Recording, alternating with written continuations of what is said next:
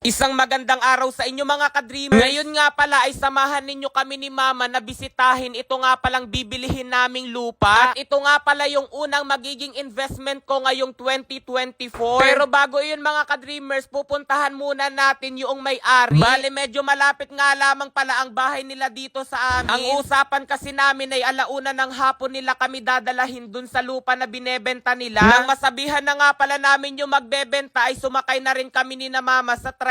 Dito nga pala sa diversion ng Katanawan malapit yung ibinebenta nila na lupa. Kaya naman ang malaman ko ay naging interesado agad ako. Sapagkat saktong-sakto naman ay may balak talaga ngayon akong bumili ng lupa. Pagkarating nga namin dito ay itinuro agad noong may-ari kung alin diyan yung lupa na kanilang ibinebenta. Aba ay tabing highway nga lamang pala mga ka-dreamers ito. Kaya naman check agad yung una kong standard. Sapagkat ang nais ko nga ay yung malapit sa kalsada. Dahil isa nga sa nilulook forward ko ay makapagtayo ng sariling negosyo. Bali mula nga rito hanggang doon kay na Mama at yan ang lawak mga ka-dreamers noong lupa na ibinebenta. Di hamak na mas malawak nga ito kumpara doon sa una kong binili. At mas maganda ang pwesto sapagkat ito ay napakalapit lamang talaga sa kalsada. O diba malinis nga pala itong lupa na kanilang binebenta dahil kapapatabas lamang daw nila. Bukod pa nga sa malapit sa kalsada mga ka-dreamers ay patag ang lugar. Karamihan nga ng damo na makikita rito ay cover crop. Alam nyo ba mga ka-dreamers, dati ko pa nga balak bumili talaga ng lupa dito sa may diversion sapagkat magiging magandang lugar nga ito dito sa Katanawan. Batay nga sa sabi-sabi, itong kaharap ko ay magiging pamilihan. Marami nga pala ritong itatayo katulad na lamang ng gas station. At yung ginagawa nga sa bahaging ibaba kanina, iyon daw ay sabungan. Bali may iniaalok nga rin pala sa akin mga ka-dreamers dito sa bahaging likuran ng lote kanina. 300 square meters nga pala ito at 2,500 per square meter. Hindi naman pangit itong lugar sapagkat pagagawaan nga rin dito ng kalsada ng may-ari. Ang pagkakaiba nga lamang dito ay medyo masukal pa. Pero kapatagan nga rin pala ito mga ka-dreamers. Karamihan nga ng damo rito ay iyong pambansang tissue. Kaya kung kayo ay taga-bundok, alam nyo kung anong halaman yun. Charot!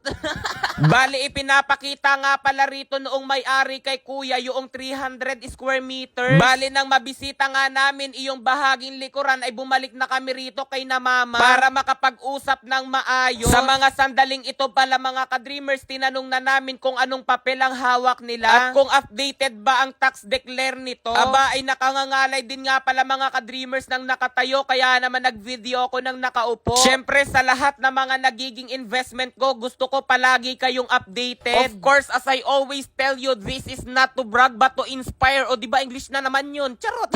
Dito nga mga ka-dreamers, tinanong ko muli sila kung magkano ito nga palang lupa na nasa bahaging harapan ng kalsada. Almost 500 square meters nga pala iyan mga ka-dreamers at 3,000 per square meter. Mas mahal lang 500 kumpara doon sa nasa bahaging likuran. Kaya naman ito pa nga lang harapan na ito mga ka-dreamers ay 1.2 million na. Grabe, akala ko talaga rate ay mura lamang ang lupa. Subalit sobrang mahal pala ng ganire tapos depende pa sa lugar. Kapag pala malapit sa bayan at kalsada nga ay mahal talaga. Bali ito nga pala mga ka-dreamers yung magiging ikalawang investment ko sa lupa. Pero para sa inyong kamalayan mga ka-dreamers, halos 1/4 nito yung una kong nabili kung saan naroon yung ating bahay kubo. Ito nga pala isang pitak ng lote. Kaya naman namahalan talaga ako at nag-request nga ako na baka pwedeng humati lang ako ng 300 square meters. Pero naisip ko magandang investment din ito. Kaya naman suma total mga ka-dreamers halos 800 square meters tapos may sukli na lang na 50,000 sa 2 million. May 5 puno ng niyog nga rin pala ito nakasama. By the way mga ka-dreamers, nais ko lamang po talagang sabihin na hindi po ito prank ha. Pasensya na kayo kung puro prank tayo rati pero ngayon totoo na. Kaya naman abangan nyo mga ka-dreamers ang part 2 kung saan babayaran na natin ito. Thank you sa inyong lahat. Grabe! Oh! 23,000! Oh! Hala! Oh! Hala! Hala! Hala! Hala mga ka-dreamers! Hala! Hala! Hala! Hala! 145,000. O, di ba grabe, paldong-paldo mga ka-dreamers dito kay Apaldo. Kaya naman kung nais nyo rin kumita, nasa comment section lang ang link. At sa magre-register at magde-deposit, ilagay nyo lamang sa comment section ng inyong screenshot sapagkat mamimili tayo ngayon ng mananalo. Dahil trending na trending ngayon mga ka-dreamers ang ating ublet. So yung mga ka-dreamers ngayon, pakikitaan ko kayo kung paano kumita rito kay Super Ace. Okay. Spin. Scatter. Scatter, tatlo. 10 spins. Okay. 1, 2, 3, go! E.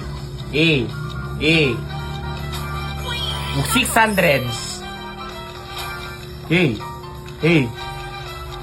Hala. 600. 200. 1,000. Hala. 3,600. Yan. 1,800, grabe! Oh! 23,000. Oh! Hala! Oh!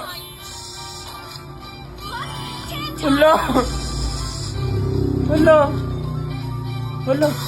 Hala mga ka-dreamers! Hala!